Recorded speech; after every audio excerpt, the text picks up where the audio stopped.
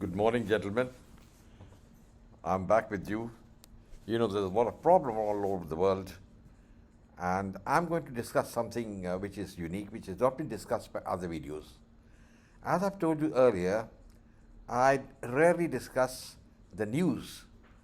I'm going to go into the repercussions, and I'm going to study, with your help, the American foreign policy right from the time of the Soviet Revolution in 1917 to the present time. And my theme is that America always creates enemies.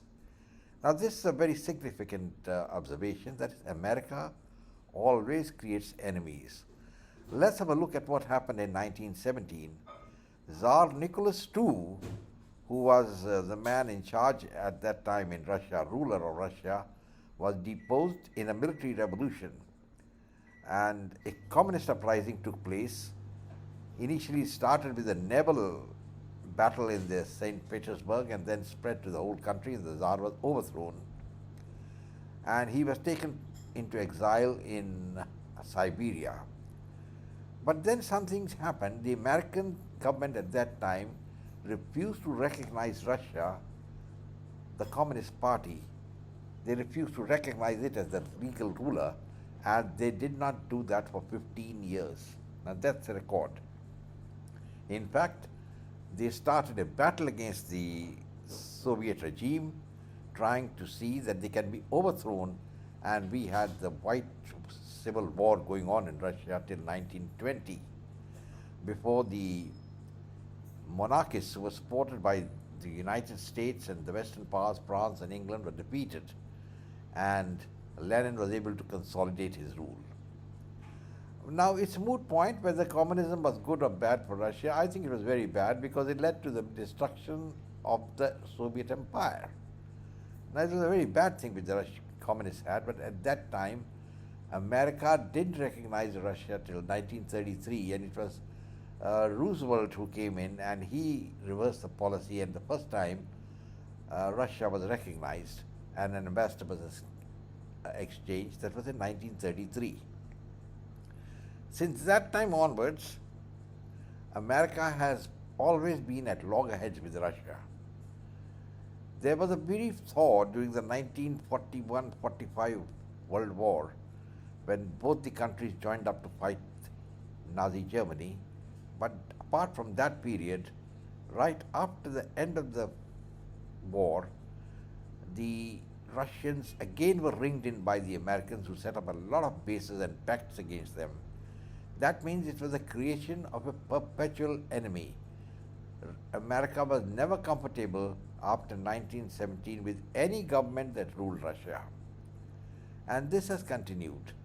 In 1992, the Americans had the big break, and the big break was they were able to destroy the communist regime and even break Russia into almost 18 states, 18 different countries.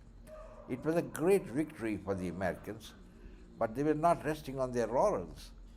They wanted to break Russia further, and the hostility against Russia continued.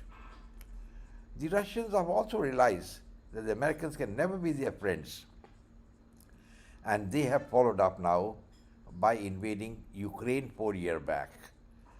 Perhaps if the West had not intervened, Ukraine would have been overrun by the Russians. But the Americans and the Western powers gave muscle to the Ukrainian regime led by Zelensky, and the net result is that 4 years down the line, the Russian state is bogged down in battle there, and Vladimir Putin has not been able to win a decisive victory. So the point is, Russia continues to be on the priority of the American foreign policy, and now the Russians have been emasculated, they have been strangulated, with a number of sanctions being put on them. And the Russian government perhaps is economically very hard pressed at the moment, and though it's no longer a global power to fight the Americans, it still remains a significant force, and the Americans would like to destroy that force also. Hence, these sanctions on Russia and the ban on selling oil to anybody else, and then countries trading with Russia and buying oil are also in serious problem like India. So, gentlemen, this is the American policy to Russia, the creation of the enemies. And now the second thing is China. The second important country is China. China has always been loved by the Americans. There's no doubt about it. Unlike they didn't like the Russians, but the Chinese have been liked by the Americans to a great extent. And right from the time of 1914 onwards, I think when General Chiang Kai-shek came into power with the Nationalist Party, and Dr. Sun Yat-sen led the first revolution against the Ming dynasty, the Americans have always supported the Kuomintang. So that support continued till 1972. Can you imagine? It's almost 50 years the Americans supported the Kuomintang. And they were opposed to the Chinese Communist Party and anybody else who was against the Kuomintang. So there you are, we come to another situation in where the Americans were supporting one faction in China, that is the Kuomintang, and they were fighting the communists, which are led by Mao Zedong. But then history knows that there was a civil war after the end of the World War, and in 4 years, Chiang Kai-shek had to run away despite all the American help to Formosa, which is a small island which the Americans had taken from Japan much later. Earlier it was a Japanese colony for almost 50 years.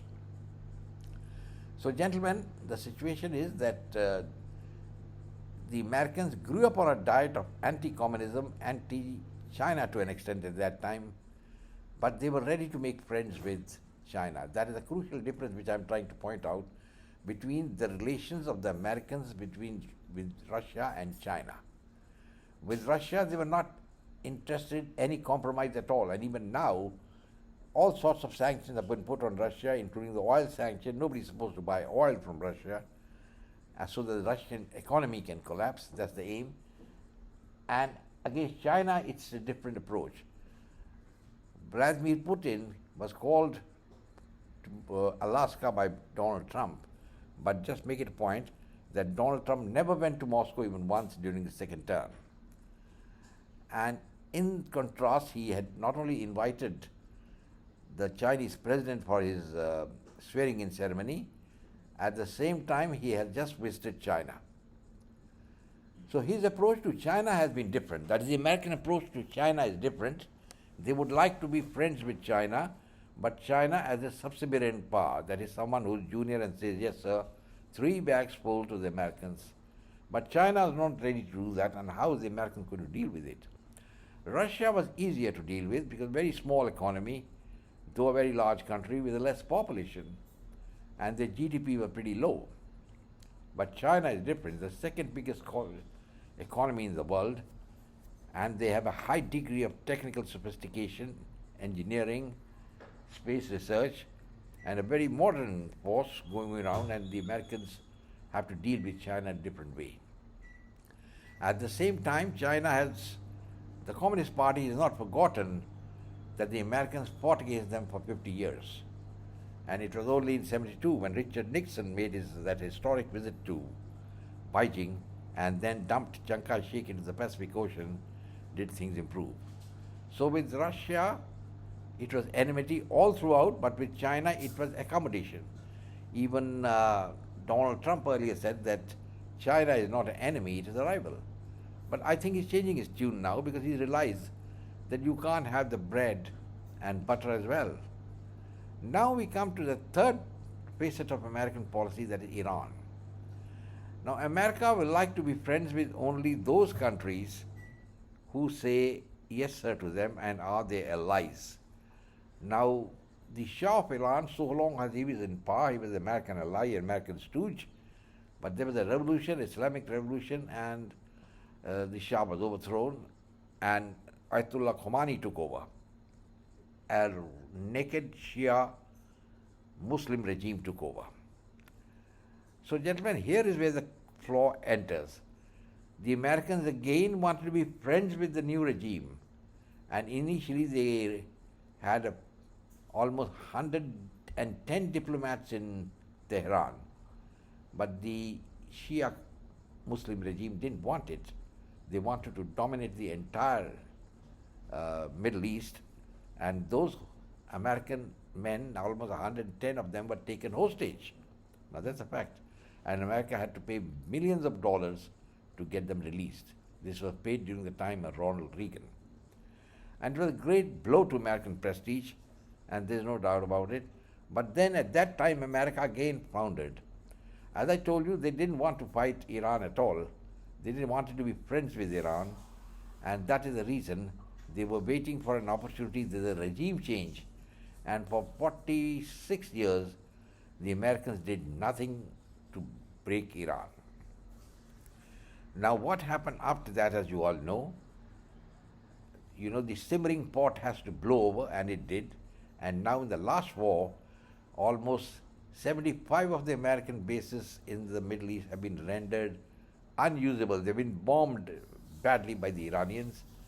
Iran has also been bombed by the Americans, but Iran has got tremendous support because now you got China, and though Russia, the Americans wanted a competition with China. China doesn't want a total competition, they want domination.